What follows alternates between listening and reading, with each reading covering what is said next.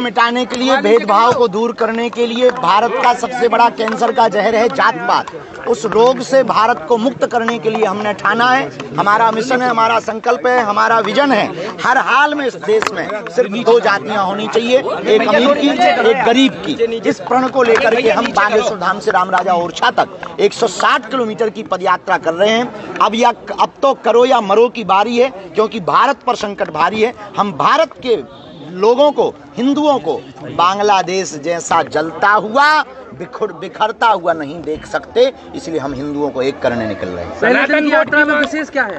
पहले दिन की यात्रा में विशेष क्या है? पहले दिवस में विशेष तो यही है कि यात्रा शुरू हो रही है। दूसरा ये है कि हमारे जैसा आदमी जो 1 किलोमीटर नहीं चलता है, उसने संकल्प लिया 160 किलोमीटर का।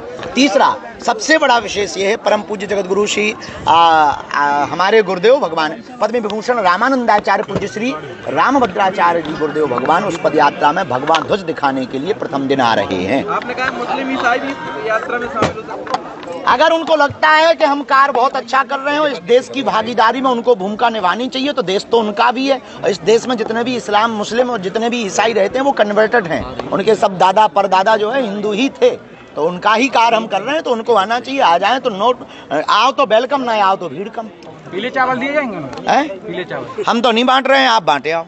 पुष्प वर्षा क्योंकि जब युद्ध होता है, रणक्रांति होती है, तो उसके लिए धर्म युद्ध के लिए बुलाया नहीं जाता, जिसका जमीर जिंदा होता है वो आता है। पुष्प वर्षा को लेकर आपने बात कही है, किस तरह की अपील? 2 हमने 2 अपीलें ये की हैं, प्रार्थना, क्योंकि हमारा संकल्प जो है वो संकल्प जब तक पूर्ण नहीं होता तब तक केवल पद यात्राओं में हम फूल माला नहीं पहनेंगे।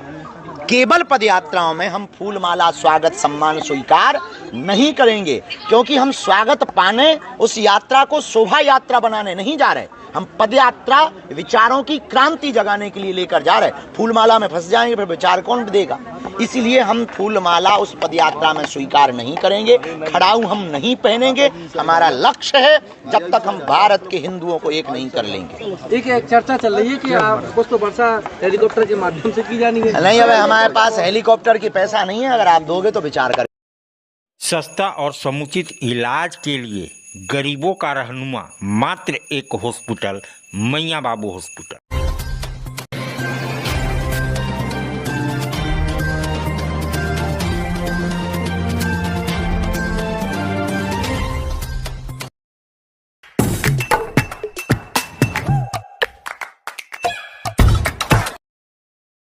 आज आप दिल्ली दरबार आए हैं। दिल्ली दरबार अपने आप में पूरे डाल्टनगंज को समेटने के लिए तैयार है, क्योंकि गांधी उद्यान पार्क में दिल्ली दरबार जब से आया है रौनक बढ़ गई है।